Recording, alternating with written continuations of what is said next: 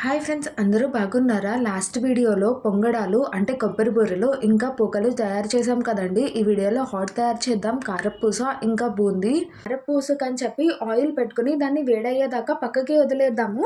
మనకి 1 KG శనగపిండికి 1/2 KG బియ్యం పిండి పడుతుందండి. దాన్ని మిల్ నుంచి తెచ్చుకున్నాక మెత్తగా వచ్చేటట్టు దాన్ని జల్లించుకోండి.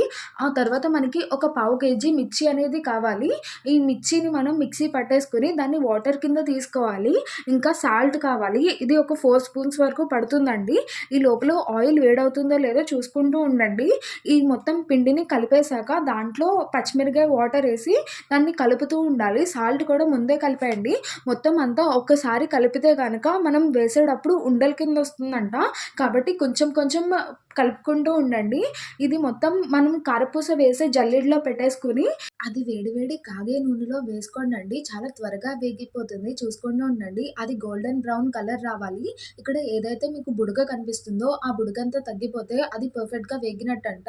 ఆ తర్వాత అది తీసుకొని పక్కన పెట్టేసుకుందాము. ఇక్కడితో మా కారపూస అనేది అయిపోయిందండి. ఆ తర్వాత మాకు మిర్చి వాటర్ అయిపోయినియి. కాబట్టి కారబుంది చేద్దామని మేము ఫిక్స్ అయ్యాము. ఇందాకడ మనం మిర్చి వాటర్ వేసుకున్నాం కదా! ఆ ప్లేస్‌లో మనం నార్మల్ వాటర్ వేసుకోవాలి. అంతేకాదు ముందు సాల్ట్ వేసుకున్నాం కదా! ఈసారి పిండిలో సాల్ట్ కూడా వేసుకోకూడదు. ఎందుకంటే మనం కారబుంది చేసుకునేటప్పుడు కారం, ఉప్పు సెపరేట్‌గా కలుపుకొని మొత్తం అంతా ఏపిచ్చేసుకున్న తర్వాత కలుపుతాము. కాబట్టి మీరు సాల్ట్ మాత్రం వేయకండి. జస్ట్ ఇందాకడ శనగపిండి, బియ్యపు పిండిలో మీరు వాటర్ ఏసుకొని కలుపుకోండి. ఇది ఈ కన్సిస్టెన్సీలో వచ్చేదాకా. ఆ తర్వాత మీరు ఆయిల్‌లో ఆ కారబుందిని వేసుకోండి. మేము మా దగ్గరున్న ఆయిల్ జల్లెడతోనే వేసేసాము. అవి కొంచెం వేరే షేప్‌లో వచ్చినియి. కానీ కారబుంది టేస్ట్ మాత్రం సేమే కదా!